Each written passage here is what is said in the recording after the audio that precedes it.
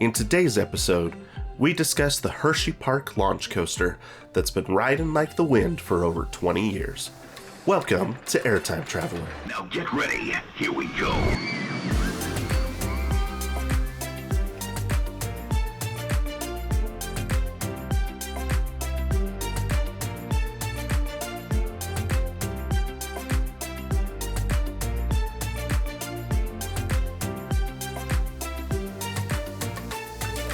How's it going, everybody? Welcome to the Roller Coaster History Podcast. You are listening to Airtime Traveler. My name is Nathan Grace, and as always, I am joined by my wife and lovely co-host. Hey, I'm Haley Grace. And thank you for tuning in to today's episode. And if you can't tell, I'm a little under the weather, so I might sound a little... I know, we've done 4 episodes this season. I've been sick for 2 of them. This is not fair. Maybe you're just making up for all the times that I didn't feel good last season. Oh yeah, is that what it is? Yeah. That's not fair. That wasn't fair last season that I was sick, so... I don't feel like you were sick that many times I last felt season. like I was sick all the time. But maybe that's just me. I don't remember it. Maybe our listeners do, but I don't remember it, so... Well, I hope not. I hope our listeners don't pay attention to this. Hopefully not. Hopefully when voices. Well, that's the thing. Hopefully when we're sick, it's not too obvious. Hopefully it's just obvious to us because we're, feeling blah. Yeah. So, feeling the blah. well, if this is your first time listening to the podcast, welcome. Thank you for tuning in. Here at the Roller Coaster History Podcast, what we do a little bit differently is rather than talk about the history of the roller coaster in general, we take one roller coaster and we dive into the history of that coaster. So we've done 40 episodes. This is episode 41. Can you believe that's 40 roller coasters? Mm-hmm. That's pretty awesome. Cool. Yeah. Well, and it's crazy because I've thought about that. I'm like, we do let's call it roughly 20 roller coasters a season. We've missed a couple episodes, so we're a little short of 20 per season. But I mean, there's over 800 coasters in this country. Now, granted, a lot of those are like kiddie coasters and clones and stuff. So, I mean, if you weed all those out, you're talking, let's call it 400 to 500 real coasters that you could do an episode on. Yeah. So, at 20 episodes a season, that's like 20 seasons of this show. So we've got plenty to work with. And that's just the U.S. If we ever someday get to do a trip to Europe or to Japan to go, ride more coasters. We literally just talked about the new rides in Tokyo at Disneyland. Was it? Was it Tokyo? I can't remember if it was Tokyo or Shanghai. Anyways, needless to say, we were just talking about how incredible those new lands that they put in. Oh my word. And I was just saying to Nathan, I want to go so bad because Tangled is my favorite Disney movie. And so the fact that they put in a whole Tangled section, I'm excited. Yeah. So, one day. One day. So, anyway, that's to say we've got plenty of content to work with as far as the podcast is concerned. So, no shortage of coasters for us to talk about. So that's true. I'm excited to keep going. And so we've even talked about lately, how awesome our listeners have been and how we keep getting more and more new listeners. And we're pretty close. I don't think it's not going to happen by the time you listen to this, but maybe by the next episode we do. We're pretty close to crossing over 300 followers on Twitter, which is awesome. And then you guys are going to break the record for most monthly listens once again for the month of May. So you guys are just killing it right now with the support for the podcast, and we really appreciate it. So we're extremely grateful because it makes us feel good that what we're doing is worth our time. Yeah, for sure. And we've said this before, we definitely will keep doing the show, regardless of how many people are listening, just because we enjoy doing it. But, seeing that people are enjoying it just as much as we do makes it that much easier to put in the work that it takes to make this show a reality. So we thank you for your support, for sure. So, Well, I did have one piece of news I just wanted to talk about really quick. Mostly, today's script is a little shorter than usual, so we've got a little bit of time to talk about this, but also just because it has been just it's one of the craziest things. I know. You know what I'm going to talk about? Let's see. Cedar Point. That is exactly what I want to talk about. So, because I'm a genius. So if you haven't, if you're not caught up on the latest and greatest in roller coaster news, Cedar Point, just brief recap for those that may not be coaster enthusiasts that are listening. Brief recap. Cedar Point opened a roller coaster in 2003 called Top Thrill Dragster. It was the first roller coaster to cross the 400-foot barrier and has been a very popular roller coaster ever since it opened. During the summer of 2019, I think, maybe 2020, I can't exactly remember what summer it was, there was a piece of the coaster that came off of one of the trains and hit a woman that was waiting in line for the attraction. And so they shut down the ride, and long story short, it never reopened as Top Thrill Dragster. They basically announced that it was going to be reimagined. And so the original coaster was built by Intamin. But Intamin and Cedar Fair had kind of had a falling out after Top Thrill Dragster and Maverick had opened. They had just kind of moved on to other manufacturers at that point. So it's funny that there's drama even in the coaster world. There is. Well, there's been jokes lately on. Well, I'll tell the rest of the story, and then I'll get back to the jokes that I've been seeing because it's kind of applicable to what you just said. But so because they had a falling out with Intamin, rather than have Intamin come in and redo the coaster, they had a company by the name of Zamperla come in, which Zamperla is a smaller company. They haven't done like a bunch of huge projects, and the stuff they have done has been kind of mixed reviews amongst enthusiasts. Mm-hmm. But they had been very straightforward that they wanted to improve the product of their roller coasters, and they've been showcasing this new technology at the IAAPA Expo. So Cedar Fair decided that they had seen enough from Zamperla, that they felt that they could handle it. So Zamperla actually built the Wild Mouse coaster for Cedar Point that opened last year. The spinning one. Oh, yes. And so I'm guessing that was some type of bundle they did with Zamperla, that they also got the contract to redo Top Thrill Dragster.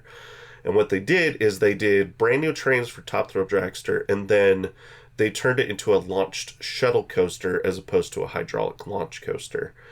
And so they added a 400-foot spike on the one end of the coaster, and so it launches forward and then backwards into this 400-foot spike, and then forwards again back into the 400-foot top hat that was part of the original layout. Right. So the coaster opened, if you're listening to this, opened 12 days ago. I think I have that math right. 12 days ago, right. The morning, if you're listening to this, the day it comes out. And there were some media previews before that, so some people got to ride it earlier than that, but it opened to the public 12 days ago, and the reviews have been fantastic. Lots of people are saying that Zamperla did a great job, that the airtime is even better now than it used to be, and that just staring 400 feet straight at the ground on that spike is like one of the craziest things they've ever experienced on a roller coaster. Absolutely terrifying, which is why I will never get on it. So very good reviews. Some people say it's better than the original Top Thrill Dragster, so very good stuff. So then Saturday, I can't remember if it was Friday night or Saturday morning, Cedar Point announced that Top Thrill Dragster would not open that Saturday. And that was the only thing we had heard, is it just wasn't going to open that day. So did you figure out why? So I'll get to that. There's no confirmation, but so it was just that Saturday it wasn't going to open at that point. The next day, Cedar Point announced that it was going to be closed for an undisclosed amount of time while Zamperla makes a modification to the attraction. And that's basically the last we've heard from the park since. So has there been any word So on the there's street? lots of rumors swirling around. There's lots of things I've heard. The prevailing rumor, and take these with a grain of salt because it is rumors, so hard to say whether it's true or not, but the prevailing rumor is that there is an issue with the wheels on the trains and that they have to be completely redesigned. Oh, jeez. So, that's no good. No, that takes forever. No, yeah. So, that might be closed all season for what all yeah, we know. I really hope that's not the case. A lot of people are saying it'll, maybe a month or, a couple weeks.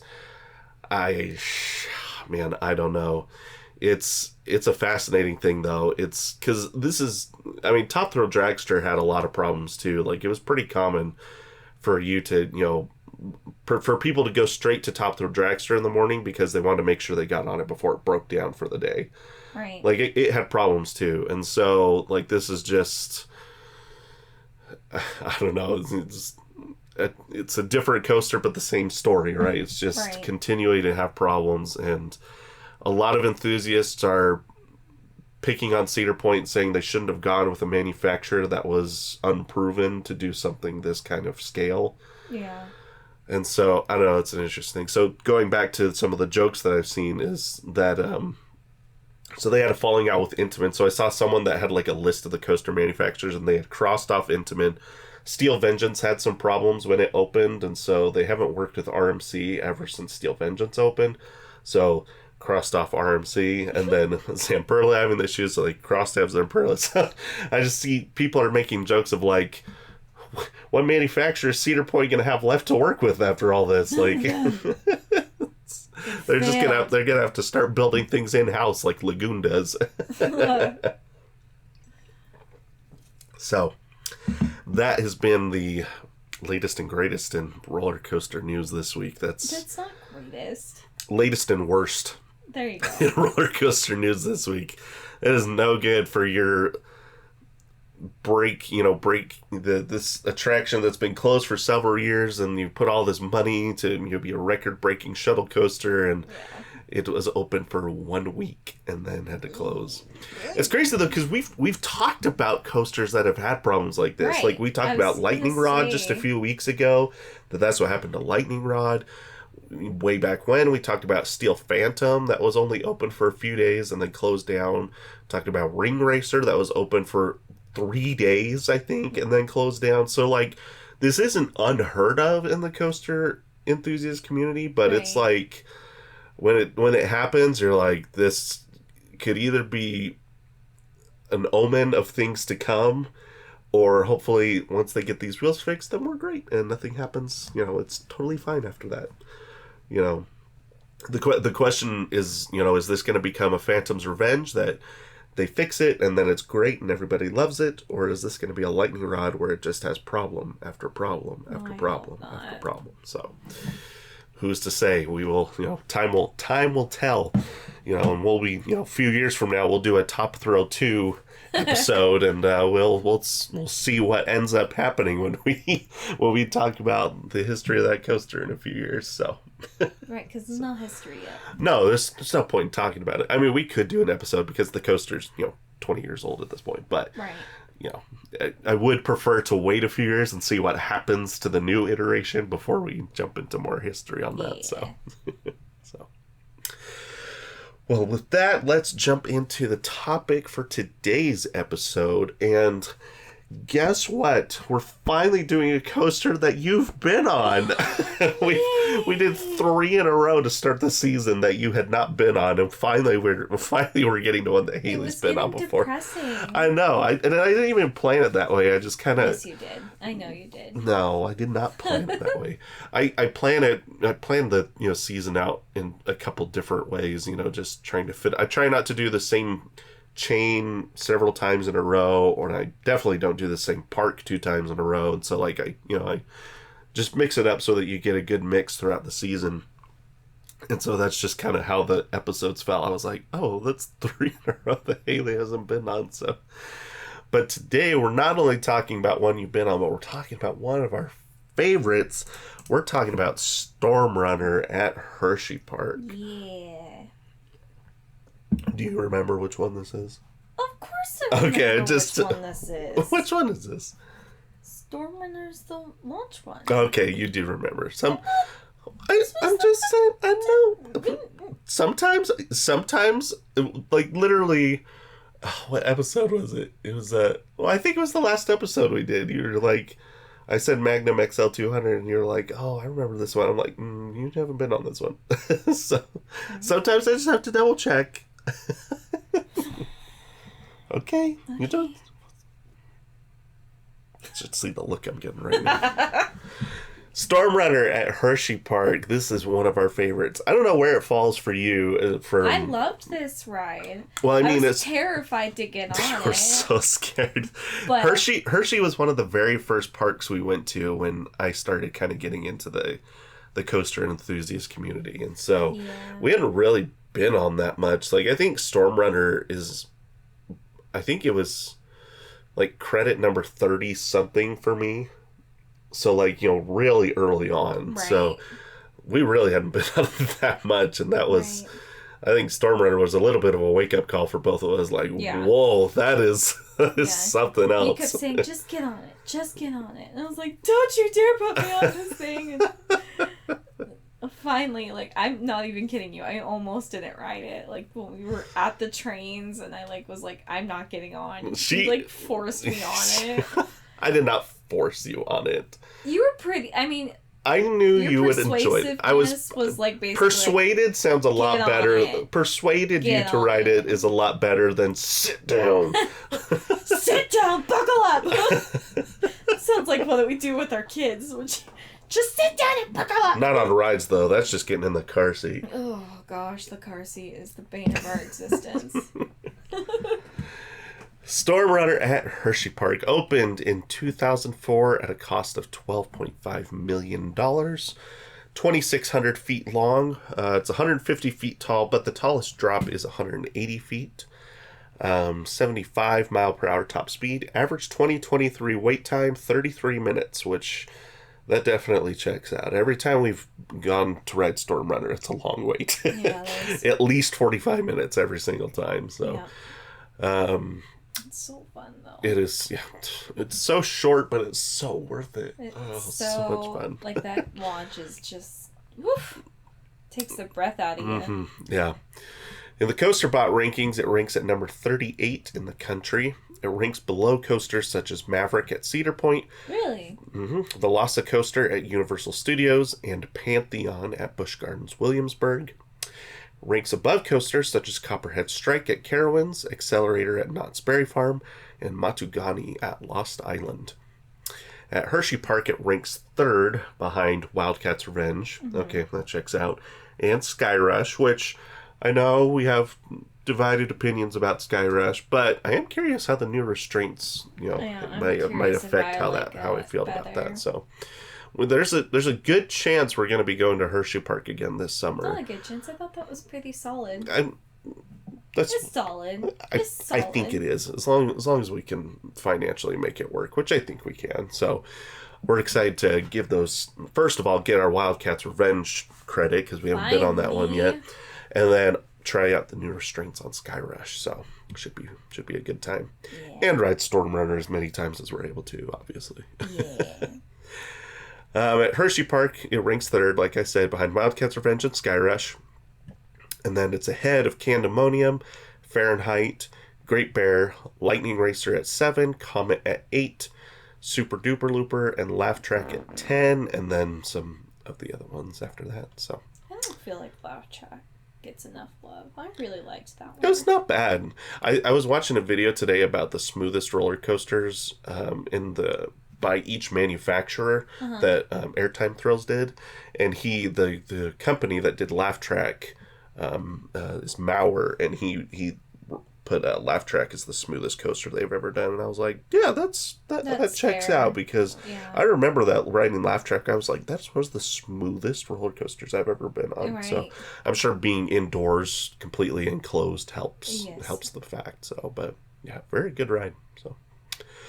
Review of the name. I do like the name Storm Runner. I do too.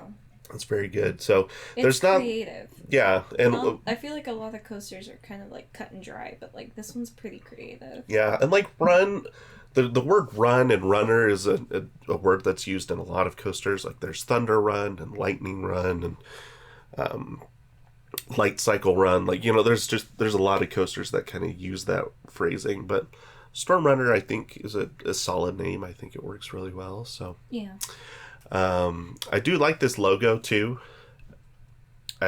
It's hard to find the logo. Like, I have to. This one's just like, this logo is just pulled from like somebody that did a Redbubble thing on there. So they don't have like a good spot for you to pull the logo from like their media or anything like that. But and there's also like no Storm Runner merchandise at the park. I was gonna just say that, like, there's no. I feel like we've been running into that a lot lately at a lot of the parks we've been to. Is it's like there's no merch. It's like if the coaster's new, there's like tons of merch for it, but if it's an older one, there's like nothing there. Well, because like we were like, I'm assuming you're talking about Disney was like what we were talking about. Yes, like, but then like when we went to the fun spot, there was like a lot of merch for like. Because they had just opened Air Force One. True, but it's so just funny because that coaster is literally in the middle of nowhere. Yeah, and but they have like all this merch for it. Yeah, but like, I mean, I wanted some Space Mountain stuff when we were at Disney, right. and there's almost nothing. Yeah, there was like an ornament. It was like an ornament. I bought a little. It's like a small model to put on your desk or whatever. And like that was it. Oh, there's a mug too. That's what it was. Yeah. So I don't know. I wanted a Space Mountain hat, but they didn't have that.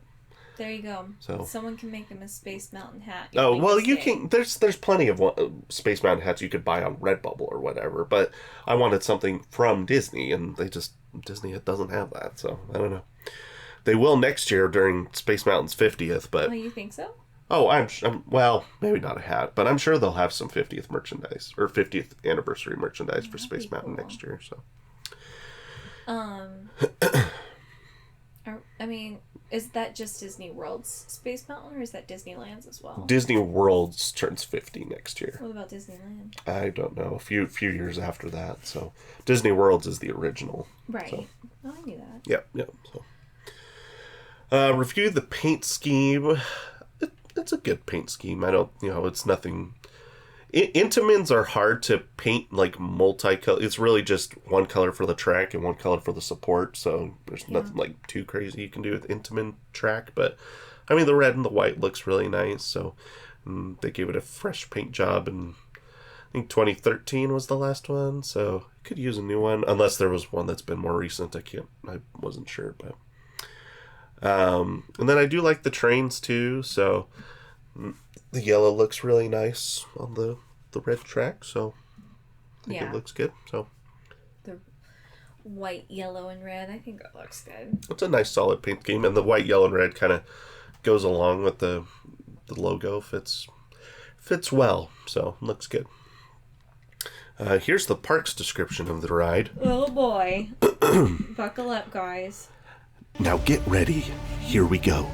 Storm Runner coaster launches riders from 0 to 72 miles per hour in 2 seconds flat.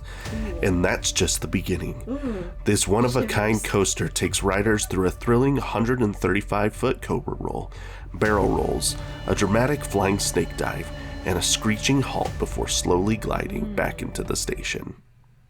Wow. That was one of the shorter ride descriptions we've had recently. I like the slowly gliding back into the station. It's like, that's usually not something you really advertise about the ride. But like very rarely do they not slowly go into the station. They all slowly glide back. That's every roller coaster. It's like the brakes. Before quickly flying back into the station. Oh, goodness. Slamming into the train in front of you. Yeah, I'm glad it slowly glides back into the station. Yeah, me too.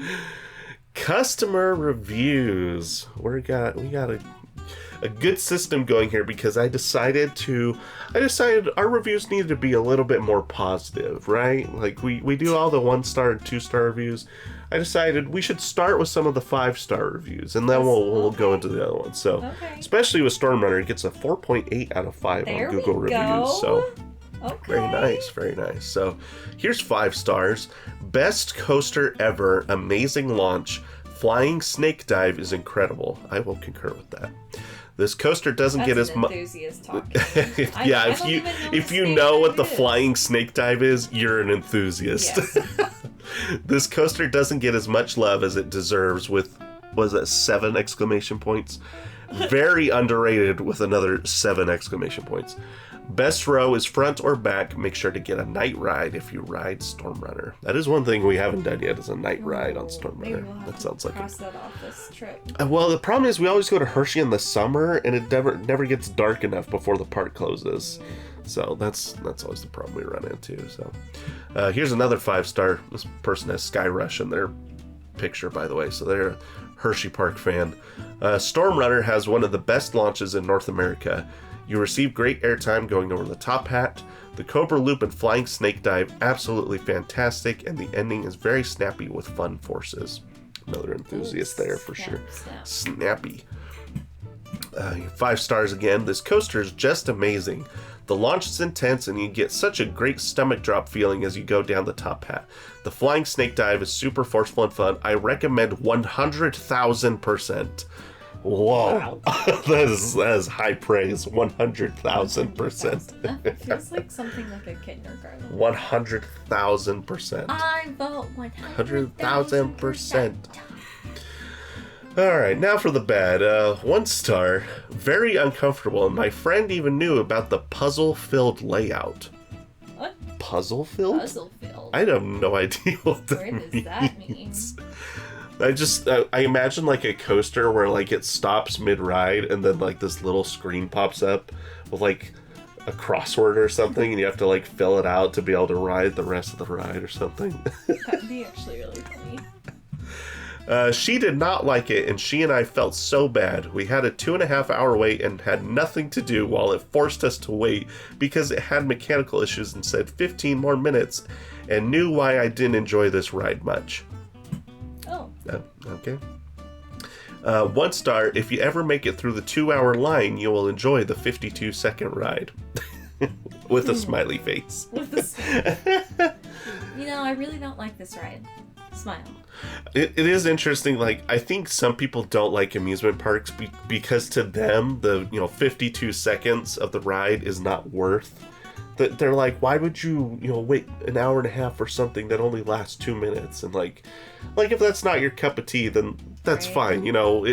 People are allowed to have their opinions. It's just, I find it interesting that some people are like, oh, that was totally worth the wait, and some people are like, I'm not waiting in more time to ride something than the actual time I'm on the ride. Right. So just different opinions there. This one's gross. 1 star. Dude in front of me threw up. Got vomit all over me. Ew.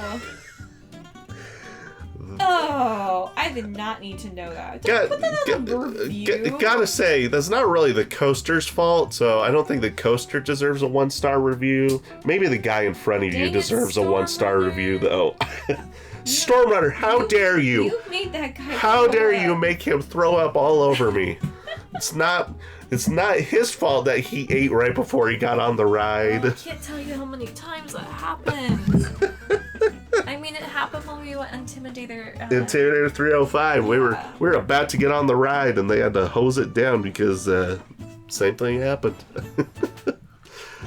Don't eat and get on the roller coaster. Don't do it. It's not a good idea. Also, if you're an alcohol drinker, don't drink alcohol before you get on a ride Did either. we ever tell that story?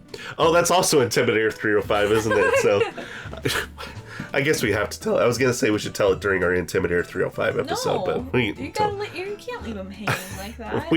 It's not a long story. We were walking up to Intimidator 305. Was it before or after we had been on it before? It was right after. So, okay, that's right. So we were walking away from the ride. Yeah. And we ran into 2 guys that were looking at the ride, both of them holding a beer.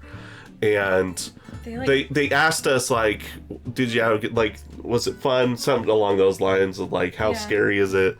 And we're like, yeah, it was great. We had a good time. And they're like, all right, well, maybe after we finish this Liquid Courage, we'll give it a shot. I'm like, oh, dear. Oh, gosh. I That's can't not even good. imagine, like, how sick they were on that ride. We should have just said, you may want to leave. Yeah, you might take an hour after you finish that. Ooh. Here's another 1 star. Too fast and upside down with like 12 exclamation points. scary and dangerous with 6 exclamation points. Okay, scary is one thing, but it's not dangerous. To them it was. I know. Some people think all roller coasters are dangerous when, I don't know, you know. That's Ben. Yeah, it's My like, brother would be like, "You're insane. It's so dangerous. Why would you do that?" Like, I don't know. that would be my brother. I know it just feels that way to some people, but I always tell people it's more dangerous to drive to the park than it is to get on the roller coasters at the park, statistically speaking. So, 1 star, normally great, close today. Well, then why, if it's normally great, then don't give it a 1-star review. That's not fair to the ride. True. 3 stars. The Storm Runner is hands down the best roller coaster at Hersheypark, but the ride was way too short. This was my first time being at Hersheypark in years, but it's safe to say I won't worry about going back anytime soon. The roller coasters there are not very thrilling, and the park is pretty small. What? Who are you talking What parks about? are you going to where Hersheypark is pretty small?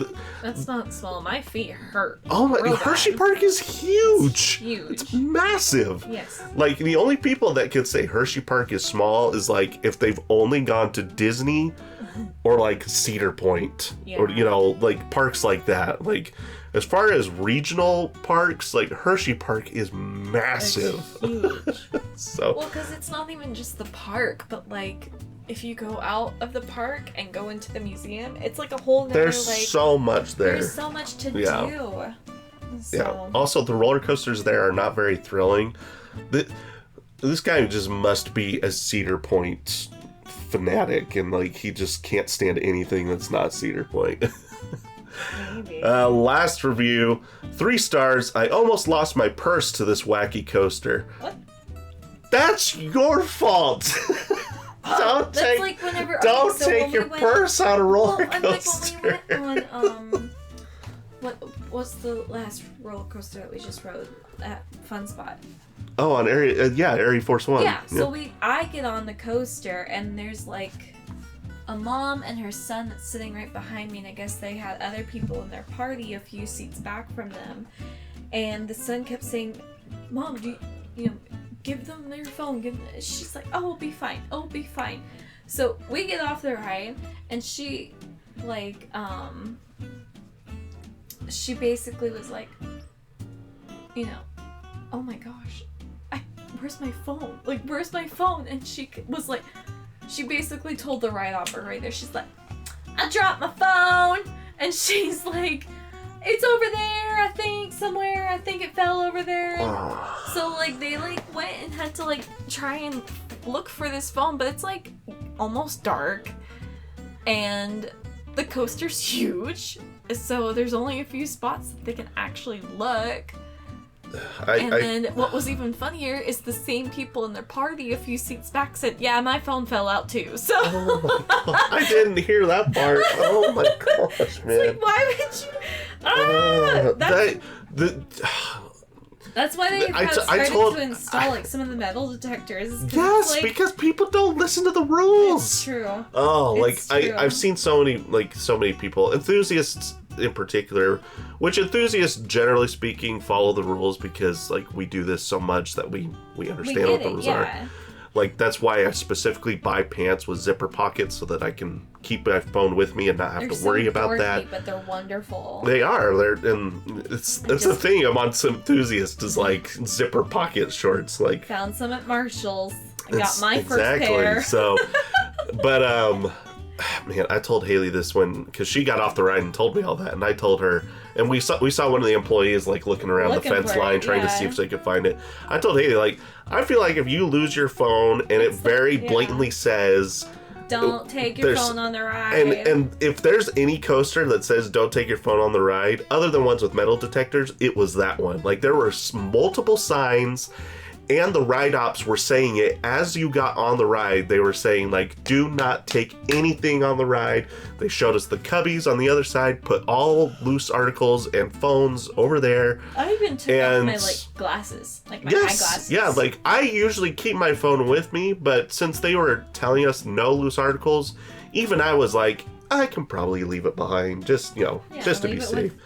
because we had to ride separately. Yes, and so, yeah. So, like, if you're told multiple times, do not take your phone, and you take your phone and you lose it, I'm sorry. That phone is the park's now. That is your fault. I have no sympathy for people that lose things on a ride when they were blatantly told not to take it on the ride. I'm just really glad I sat in front of them, because I yes, could not imagine, like, getting That's the other thing. head. That's the other thing. It's not just that you could lose your device. You could hurt somebody. Yeah. That's not okay.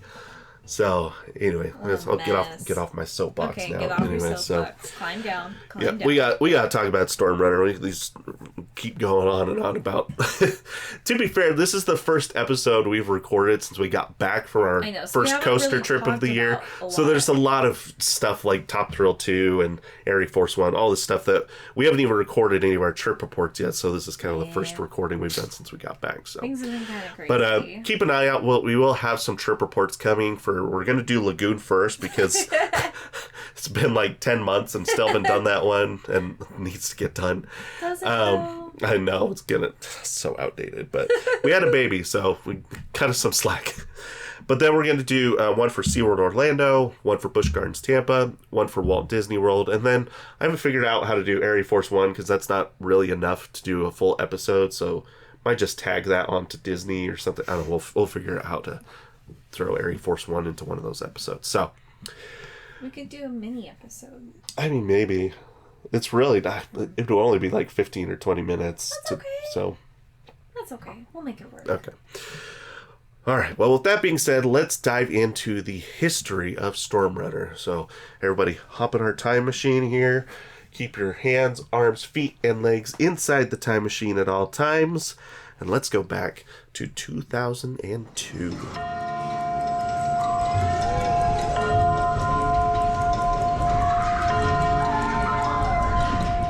All right, 2002. So, following the colossal failure of Windjammer Surf Racers at Knott's Berry Farm, the park opens Accelerator, which is an 82-mile-per-hour launch coaster by Intamin. Now, we've done an episode all about the history of Accelerator. That was way back in season 1. I think it's episode 7. So if you want to learn all about Accelerator and Windjammer Surf Racers and that whole story, go and check out that episode. So we're not going to talk about the history of Accelerator or anything like that. It's really just to talk about the technological significance of the coaster. Because over the decades leading up to 2002, launch coasters had featured several different types of launches. I won't go into the details of how all of these work, but there were flywheels and weight drops and limbs and LSMs and more. Like, there's all kinds of ways that they had developed to launch roller coasters, starting in the 70s, maybe 80s, somewhere in there, 70s, 80s, up until where we're at in 2002.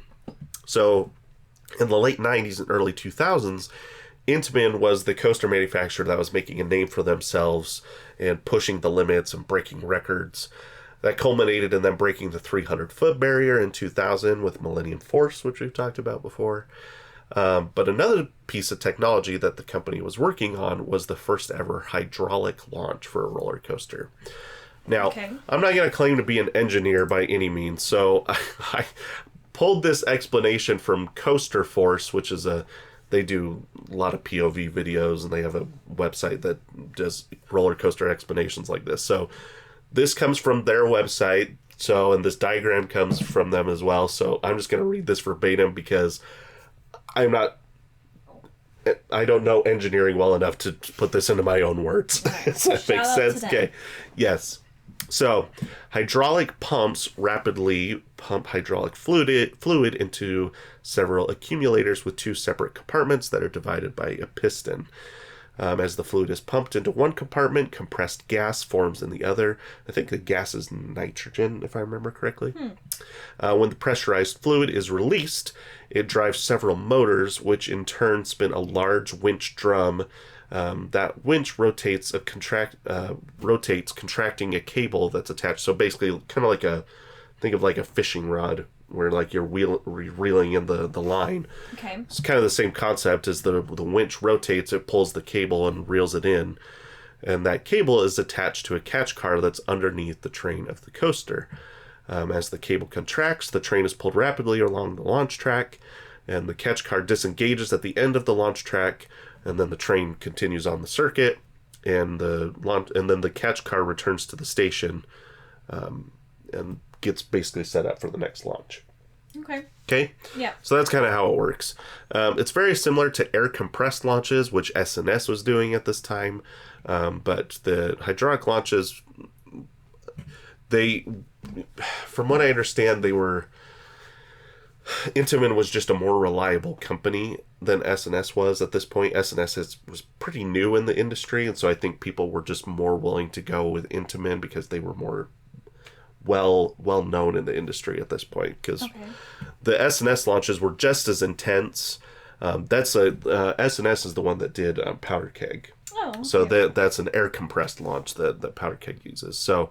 And they're cheaper too. The air compressed launches are cheaper, but because Intamin was more proven, I think people were more willing to go with the hydraulic launch instead. So, Accelerator was the very first hydraulic launch coaster when it opened at Knott's Berry Farm in 2002, as we just talked about, with a 0 to 82 mile per hour launch in 2.3 seconds. So this wasn't the fastest accelerating coaster in the world at the time, but it was, I think, top 5. Like it was pretty close to the top.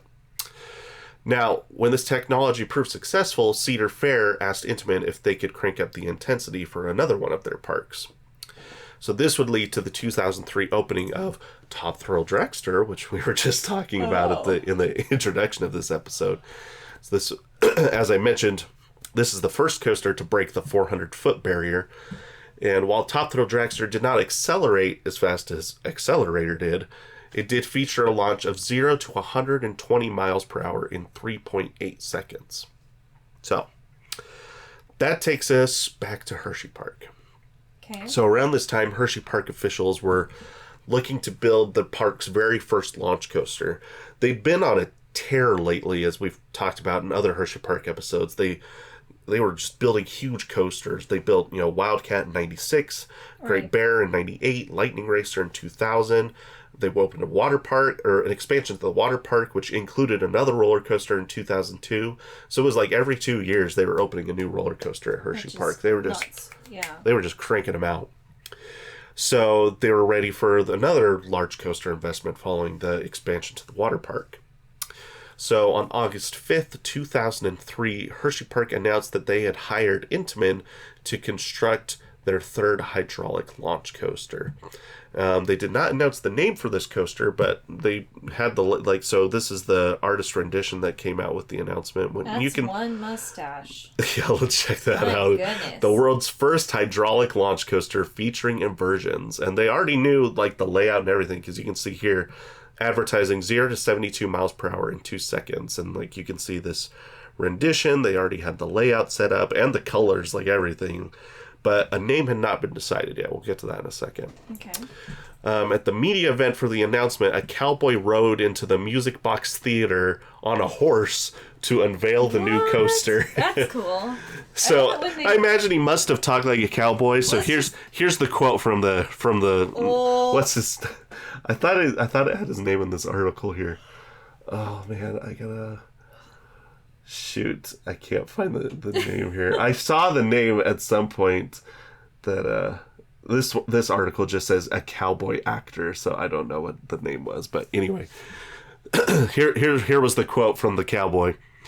There's a new coaster riding into Hersheypark in 2004 that's guaranteed to put a whole lot of go into your giddy-up, if you know what I mean. You're going to ride like the wind. Oh. You'll shoot up like a bucking bronco and down like a wild stampede. The herd of coasters at Hersheypark will increase to 10 once we let this critter out of the corral. Get ready to hold on tight. It's going to be a wild ride. Say critter again. Please say critter again. Critter. Good stuff. I love it. So, that's the announcement. Now, I mentioned they did not reveal a name, but that's because what they ended up doing is they had 3 names that they wanted people to pick from. So these were the 3 names that they let Hersheypark fans and coaster enthusiasts pick. The three names that were in the running were 1, Steel Stampede, and then Renegade, and then the third name was Stormrunner. Okay. Now, obviously, we know which name won the vote. 46,000 people voted on the name over the 2 weeks following the announcement. They didn't actually announce the name till later, but I personally think Renegade is actually also a very good name for a roller coaster. Say, like, Steel Stampede is way too close to Steel Vengeance. Well, this is way before Steel Vengeance was a thing, though. See, so I don't know my history like you do. So. Yes, that's fair. So, but yeah, I think Renegade is actually it would end up getting used a few years later when Valley Fair opened their wooden coaster Renegade in 2007. So I think that is also a very solid name as well. Yeah. Let's see, some other things here. Park unveiled the coaster would be built in the Pioneer Frontier section of the park near Sidewinder and Trailblazer. Got some other pictures here from there was like a video rendition of the ride, and so they had, these are just like some snippets from the video, so. Let's see. Isn't it crazy how much better video quality has gotten in just 20 years? This is crazy. I mean, 2004, this doesn't seem that long ago, but... rendition of when we went to the announcement of Fire in the Hole, and wow, like, that's crazy. That's pretty wild that we've gone that far in just 20 years, so... another interesting bit of information that was in one of the newspaper articles I read is park officials made sure to mention that Hershey had purposely picked this ride for the type of guests that they felt like they wanted to attract. So, because this is like during the end of the Coaster Wars, kind of like we talked about last episode. Right. And Hershey could have decided to go for one of the records, the speed or the height or the launch record, whatever. Right. But rather, they chose to go with something a little more tame. I wouldn't classify this roller coaster as tame. Like, that launch is still the best launch I've ever experienced. But they didn't decide to go for, like, a 300-foot launch coaster or something like that. And so one of the park officials said, quote, "We don't look to have the most extreme. We want to appeal to all kinds of riders and find the best coaster for us." And I think that's kind of indicative of how Hershey has built their coaster collection over the last 20 years since then, too. Yeah. Like, all the rides they've opened, none of them have been, like, the tallest or the fastest or the longest. It's just a nice, solid ride that a lot of people think is a lot of fun. Like, even Wildcats Revenge, they didn't go for, like, 200 feet like Iron Gwazi or Steel Vengeance. But, it's a great RMC, and I just think that's kind of indicative of how Hersheypark has continued to follow that strategy over the last 20 years, so kind of interesting. On November 5th, 2003, the park officially announced the name of the coaster as Stormrunner, and I guess it was like a landslide too. Like, Stormrunner was easily the name that most people picked. Now, this is kind of a fun thing we don't get to do a lot, but I was able to get it to work for Stormrunner. I went into the Wayback Machine, and I was able to get the 2004 Hersheypark website to pull, and like a lot of the Stormrunner stuff actually is in here and works properly. So cool. So here's what the website looked after they announced the coaster. New for 2004. Watch the virtual movie, and the one thing I couldn't get to work is it says view the construction photos, but I can't get the photos to pull, and I can almost find like no other construction photos online. So that was the one thing I had a hard time finding for this episode was construction photos. So I'm sure the park has them, some in their I like the files and stuff. I know. Too. It's a bummer. So this did work though, which surprised me. Is there's an animation of the logo that you can watch here. So let's just watch this really quick because this is kind of funny. It just says animation of new logo. This is.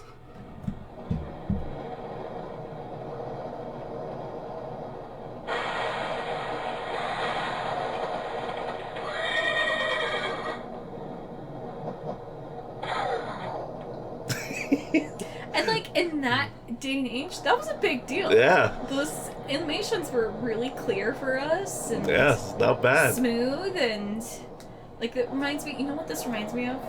What's that?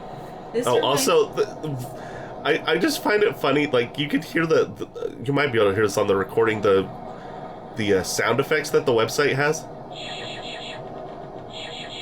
as you're scrolling over things. Like, that is such an early 2000s website thing. Totally. It reminds me of, did you ever play Oregon Trail?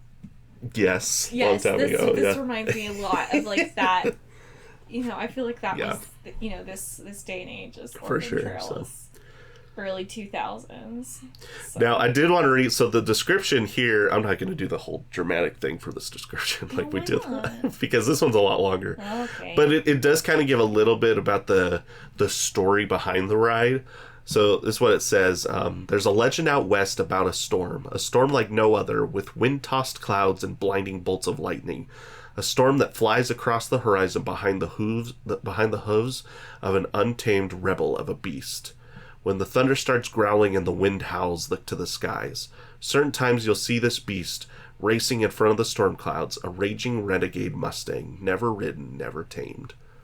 So, kind of interesting. So, it's the whole time I've, like, just looking at the logo of the ride, I just assumed it was like a racing horse, I guess, because it's got a horse in the logo, right?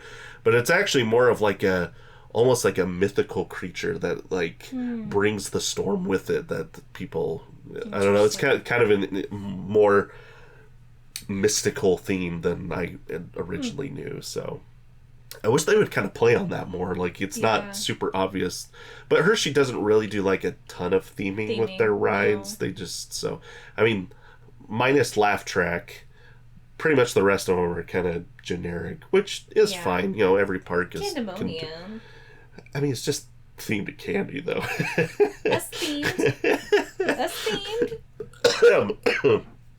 So, anyway, that's fine. So every park is entitled to do it how they want to. So the other thing that's not really a part of the marketing anymore, but they definitely were marketing during this time frame, is one of the catchphrases for Storm Runner was vertical horsepower. Just kind of average, because like the top hat, you go vertical on the front side and the back side of it. So and then the horsepower, because the horse theme, obviously. So anyway, I thought that was fun that I could actually get the website to pull. I don't get to do that very often, so that was kind of fun. So that was fun. Now another thing that specifically Intamin did for this ride is they really designed the ride in a way that it doesn't even really take up that much space at the park. And like, it feels like Hershey has a lot of space to work with, but in reality, they're kind of landlocked where, with all the things that they've constructed. They just have a lot of land to work with. And some of the coasters have started to overlap one another just because of, they're starting to run out of space for different things. And so, but Storm Runner, I mean, you can see how this layout, it's just kind of, it follows like a, one line and just kind of goes around this section of trees. And it also stays high above the ground for a lot of the layout, so it can kind of just go up and over buildings and pathways. So they designed it in a way that it almost takes up no real estate in the park in reality. So the only ride that had to be relocated for the construction was a small flat ride called Balloon Flight, which was moved to the Founder's Way section of the park. So I was going to say, they still have that. They do. They still have that. So. Track construction didn't begin until February of 2004, which is crazy. But by April, the coaster was completed and was already running test cycles. So, like, they didn't start, they were laying footers and stuff, like, starting in November. But, I mean, construction of the actual track didn't begin until February, but they were able to build it super fast. And, by April, they already had it testing, and they were able to get it open as planned on May 8th, 2004, and Storm Runner continues to operate to this day. The ride experience is as follows. Fast. As the train leaves the station, it moves through the switch track and onto the launch track. After the train gets into position, a pre-recorded voice says, "Now get ready, here we go." As the word go is heard, the train is launched from 0 to 72 miles per hour in 2 seconds. Immediately following the launch, the train climbs vertically through a 150-foot top hat. The train then drops 180 feet, reaching the top speed of 75 miles per hour, and then climbs into a 135-foot tall Cobra loop. It's essentially one half of a Cobra roll, like B&M does. So, travels upward and into a one-of-a-kind element, the flying snake dive, which you heard lots of people talking about. It's essentially a heartline roll followed by a dive drop. So you kind of go through one heartline roll, and then you go upside down again, but then instead of doing a double barrel roll, you actually go into a drop at the very end of that.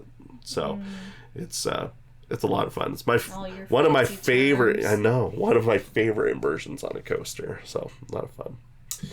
Following the final inversion, the train descends and crosses over Spring Creek in a section of Trailblazer and under a section of the monorail.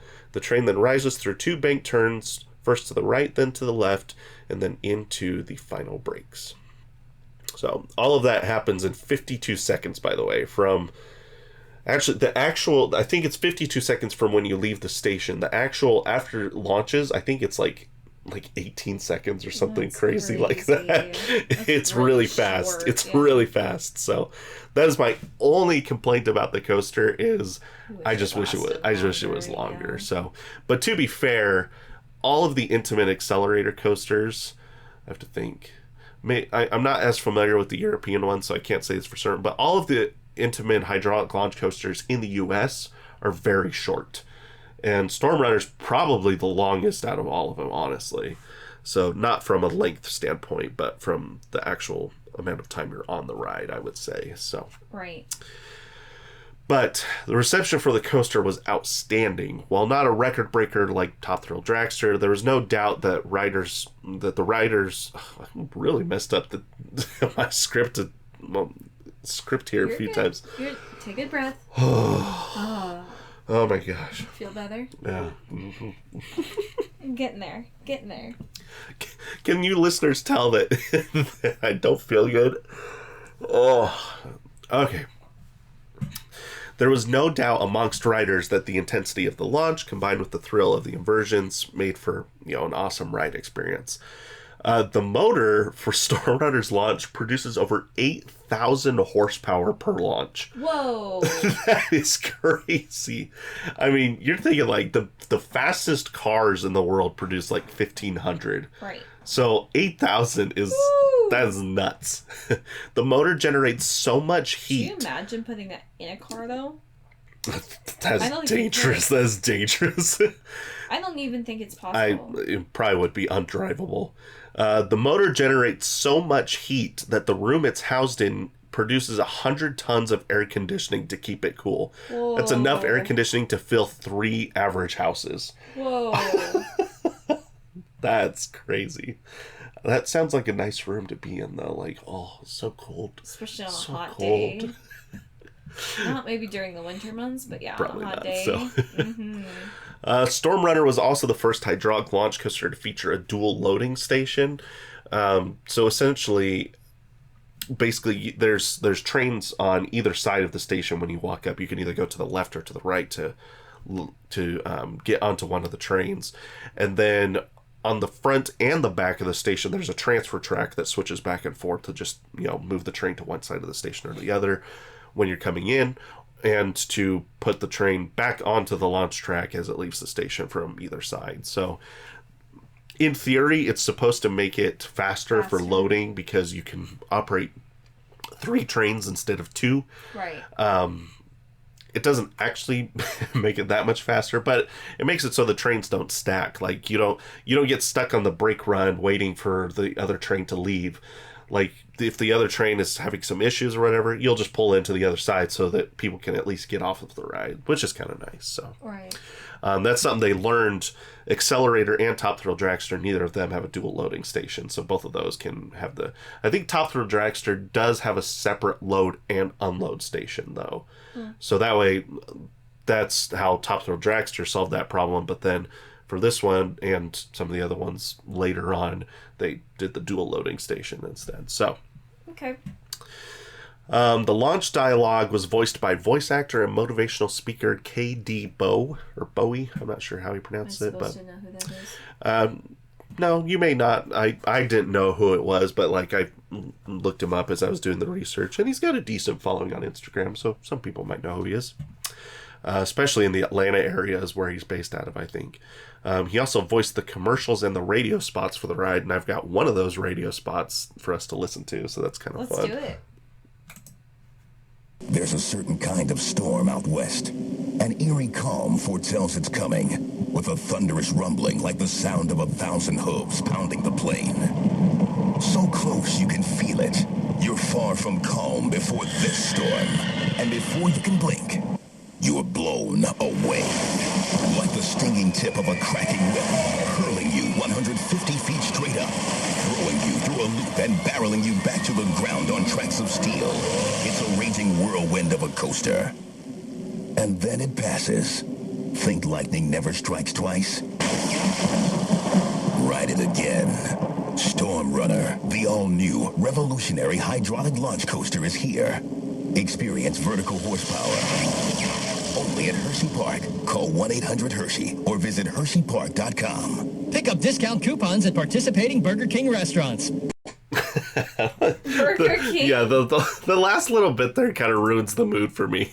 Yeah, It's pretty funny. Bitter taste in my mouth. Burger King Burger could be King. the very end of that.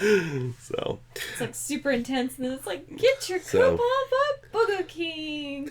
What the heck? So I do love the little now get ready, here we go at the beginning of the ride. Like that just gets me ready for that launch. And Getting so hyped up and yeah, kind so of even stuff. just hearing his voice during that radio bit, I'm like, oh, I want to ride Storm Runner. So now the ride's popularity in 2004 exceeded the park's expectations, and it was pretty common for the line to start overflowing past the actual entrance to the ride. Mm-hmm. And so they had to extend the queue using just ropes and stuff like that. Yeah. So during the off season, the park constructed some additional queues for the ride. The Golden Ticket Awards did not have a Best New Ride award until 2005, so they didn't award one this year. But Storm Runner was the highest rated new coaster in the steel category in 2004, coming in at number 33 worldwide, so not too shabby. Following Storm Runner's opening, Intamin's hydraulic launch coaster would take off, and there was a bunch of them that were built after Storm Runner. The next iteration was King to Ka at Six Flags Great Adventure, which was the tallest and fastest coaster in the world at the time, with a height of 456 feet and a top speed of 128 miles per hour.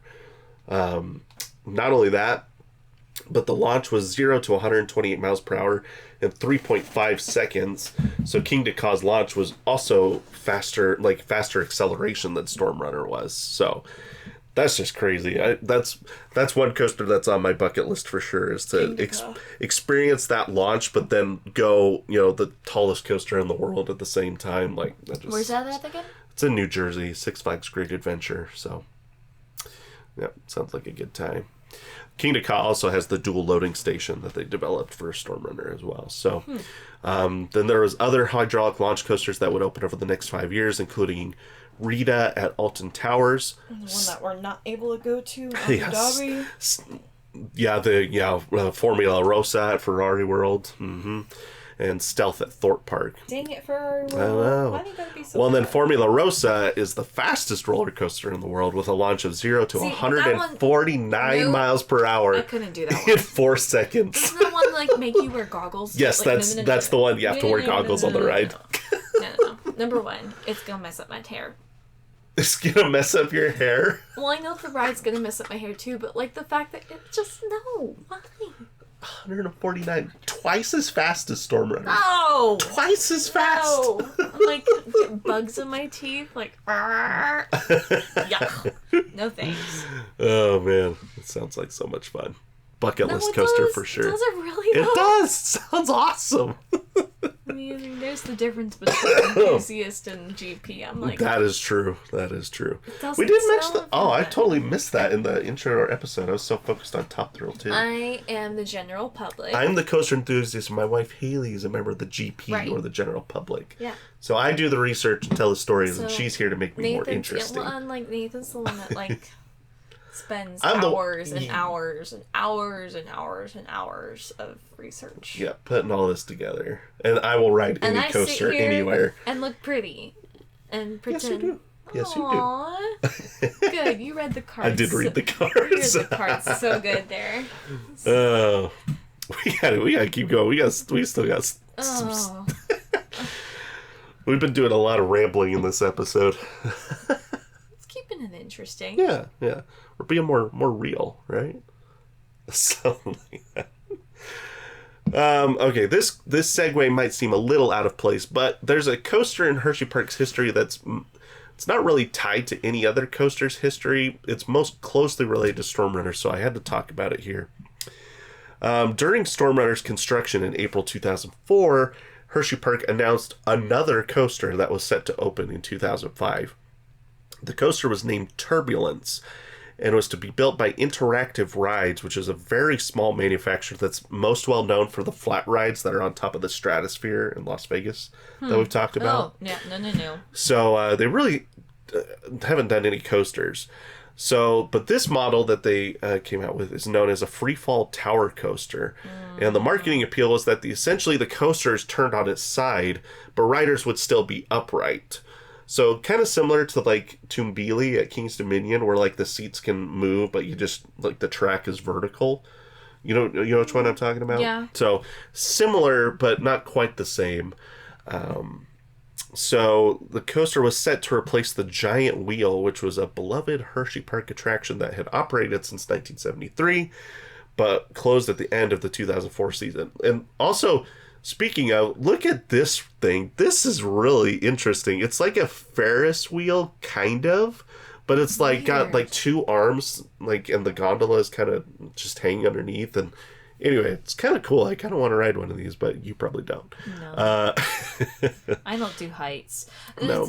Now, let me rephrase that. I don't do, like, heights that stay still. Yeah, like, she can go on a 300-foot coaster because it's only at 300 feet for, like, a second or two, and then it drops. And then it drops. But, like, heights that, like, are, like, Ferris wheels or, like, a really drop tall tower skyscraper, I'm like, nope. Yep. No, thank you. I'm okay. Yep.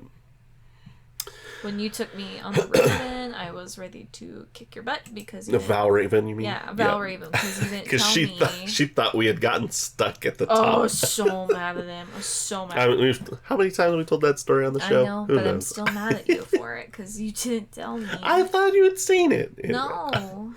6 months after Storm Runner opened, there had been no further word on Turbulence. And finally, the news broke that Hersheypark had sued Interactive Rides for breach of contract.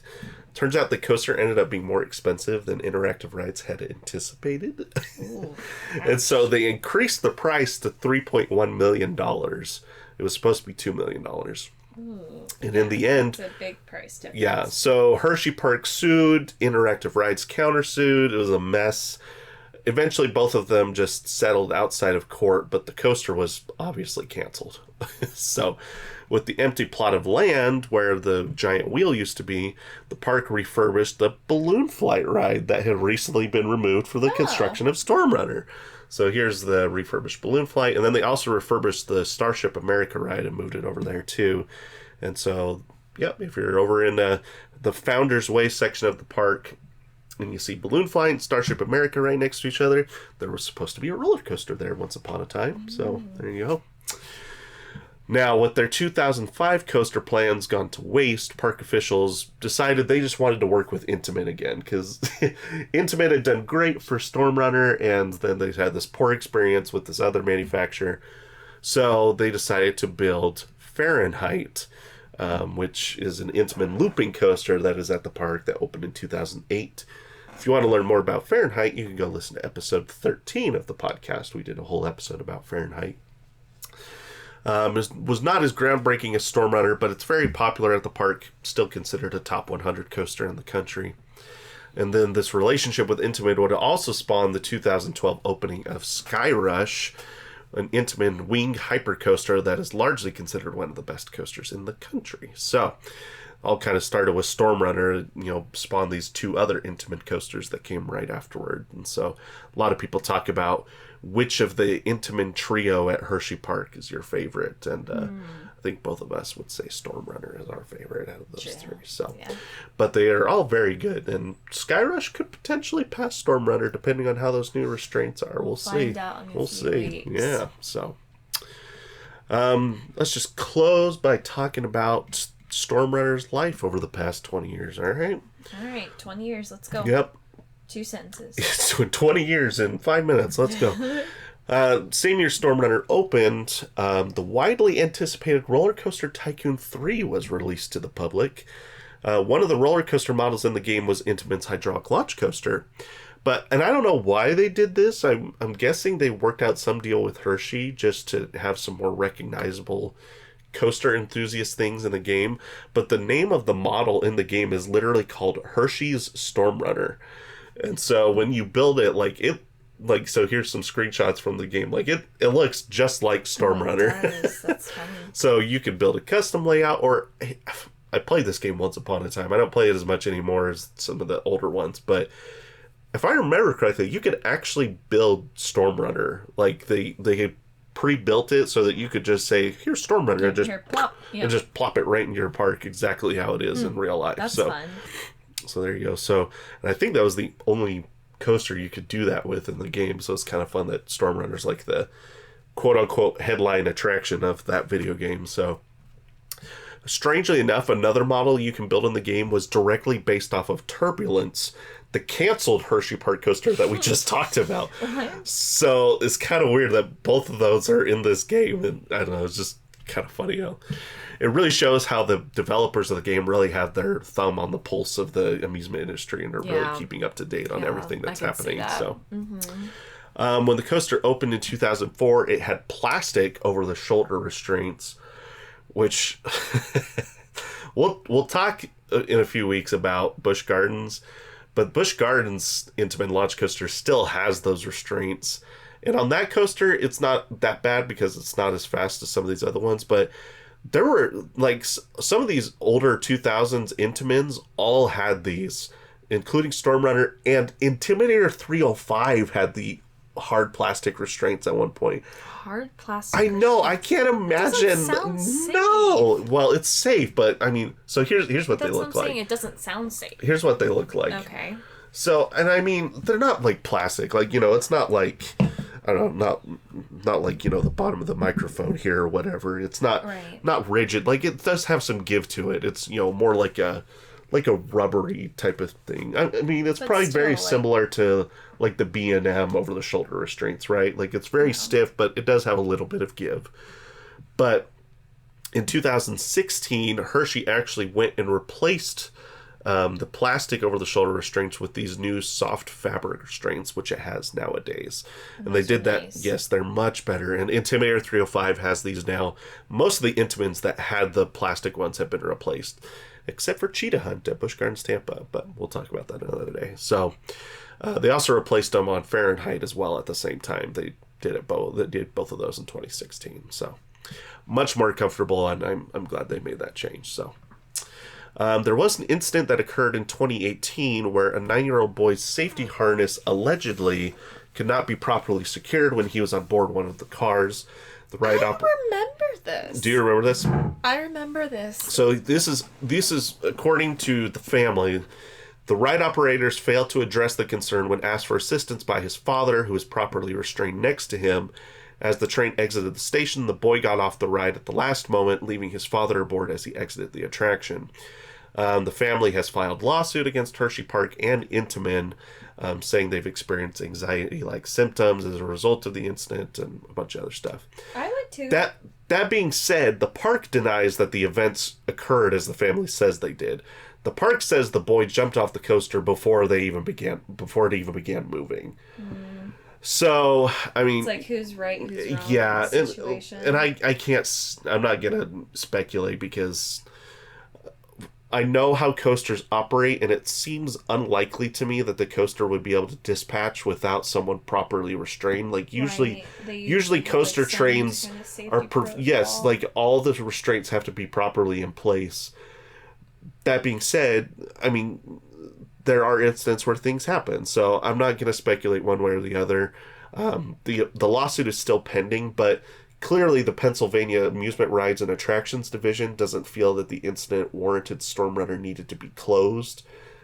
So that's all I'm going to say is if they really felt it was a problem, then they would have closed the ride down. So Right. that's all I'll say on the matter. We don't want to get into it. Yeah, it's not worth let the legal system handle that. So Right. in early 2020, Storm Runner did have a major part that broke. Unfortunately, this obviously coincided with the start of the pandemic in early 2020, which made shipping overseas, like getting roller coaster parts from a Swiss company based out of Switzerland, Intamin, made that extremely difficult. So for that reason, the coaster was closed for the entirety of 2020 and would finally reopen on June 11th, 2021, which was only a month before we rode it for the first time, actually. Really? So we kind of lucked out there. I didn't even realize that at the time because yeah. I was an enthusiast, but I wasn't like caught up on all the history, the news and everything. So I knew that first time we went, I knew that Sky Rush was down because I had seen we talked about that the cable busted and all that. But yeah, Storm Runner had just reopened because of I don't know. They didn't specify exactly what the issue was. They just this said here that given maintenance delays by COVID and shipping delays for necessary parts, Storm Runner will not be open. And so there you go. One funny thing here before we close out, there's this guy that I don't know if it's a team of people or just one person, but they're called In the Loop. They're another influencer in the coaster community. Now, they purchased a seat from Storm Runner at an auction for $10, and then they turned it into an office chair.